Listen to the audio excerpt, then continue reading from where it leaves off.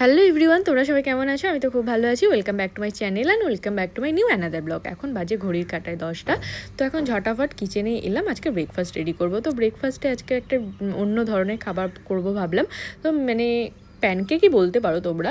তো ব্রেডটাকে রোস্ট করে নিয়েছি এবং ভেজিটেবলগুলো চপিং করে নিয়েছি, ডিম, একটু সুজি, বেসন কর্নফ্লাওয়ার দিয়ে মিক্স করে নিয়ে জাস্ট তেলের মধ্যে প্যানকেকের মতো করে ভেজে নিয়েছি। তো আজকে ব্রেকফাস্টটা বেশ হেভিই ছিল। তারপরে স্নান করতে গেলাম, স্নান টান করে ফ্রেশ হয়ে নিলাম। তো বেশ ভালো লাগলো স্নান করে, বেশ, কারণ এত গরম পড়েছে।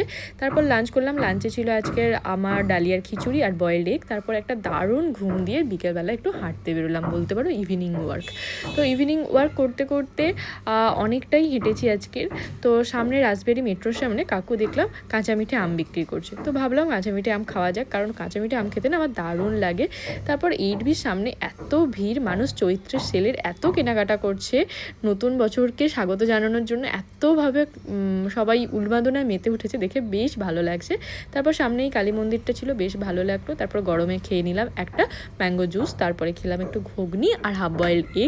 তারপর রাস্তা হাঁটতে হাঁটতে প্রচণ্ড চাইনিজের ক্রেভিং হচ্ছিল। তো ভাবলাম যে চাইনিজের যখন ক্রেভিং হচ্ছেই, তো যাই একটু মোমো আইমে গিয়ে কিছু একটা চাইনিজ ডিশ অর্ডার করি।